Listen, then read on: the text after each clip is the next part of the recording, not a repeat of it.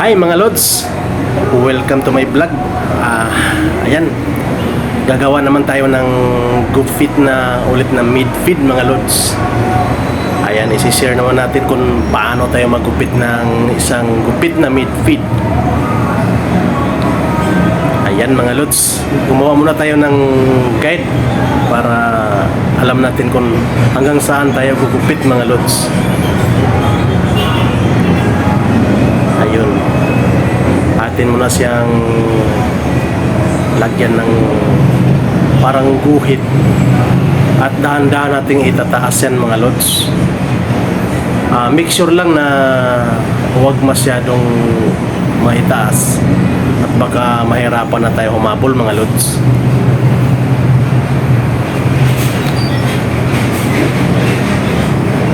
Ayan, atin mo nang i-make over yung mga usli sa gilid, yung mahaba.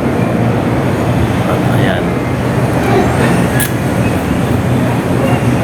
So ngayon, atin siyang ginamitan na guide number 1 mga lods para makuha natin yung mahaba dyan sa banda sa taas.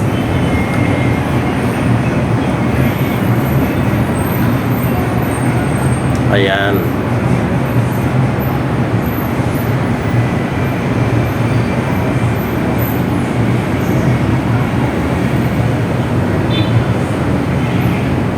So yun mga lods, napapansin nyo atin na siyang sinisiro ulit para may pantay natin yung haba galing sa baba at sa papunta sa taas. At yan, atin din siyang ahitan mga lods. Ayan.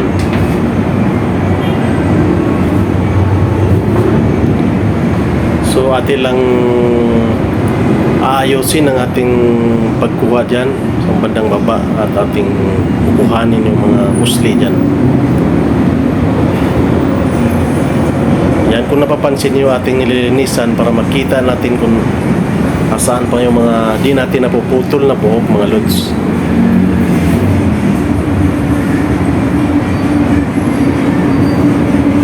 Ayan. Kung ano naman ang ginawa natin dito sa parte na to lods, ganun din ang gagawin natin doon sa kabila. At di na natin ipapakita yung parte doon gawa ng mahaba na masyado mga lods. Ayan na mga lods, ang ating finished product. Yan. Yan ang ating gupit na mid feed mga lods. Ayan. Ayan mga lods.